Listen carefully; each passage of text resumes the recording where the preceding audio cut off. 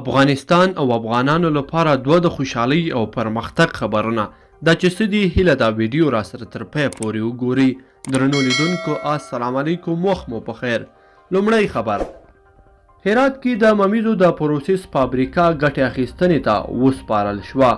د هرات د والي ویان جیلاني فرهاد ازادي راډیو ته وویل د دې فابریکې په پرانیستل کېدو سره به 200 کسانو ته د کار زمینه برابره شي او دغه راز په هرات کې به د ممیزو پروسس کې هم زیاتوالی راشي.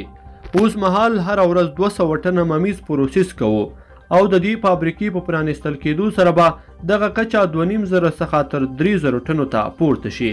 دغه راز صادرات به هم ورسره زیات کړی شي.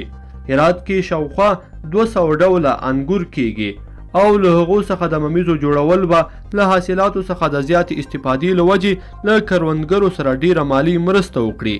دغه فابریکه په 500,000 ډالره د کرنې اوبو لګولو او مالدارۍ وزارت له بودیجې څخه په 4 میاشتو کې جوړه شوې ده.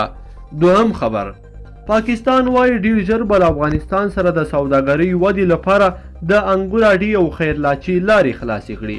د افغانستان لپاره د پاکستان نوی ټاکل شوی ځانګړی استازی محمد صادق خان ټینګار کړی چې د یادو دواړو لارو د خلاصون لپاره لازم تدابیر نیولي او ټاکل شوي د جولای میاشتې په 12مه بیرته د سوداګرۍ پر مخ خلاصې شي.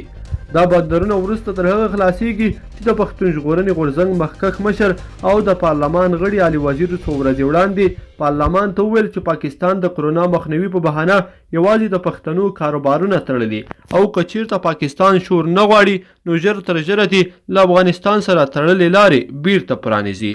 لیدونکو په دې هیله چې دغه دوه د خوشحالۍ او پرمختګ خبرونه به مو را سره تر پایه پورې کتلې وي. که مو دا ویډیو خوښه شوې ویډیو سره لایک کړئ او چینل هم سبسکرایب کړئ. تر بلې ویډیو پورې ښه وخت.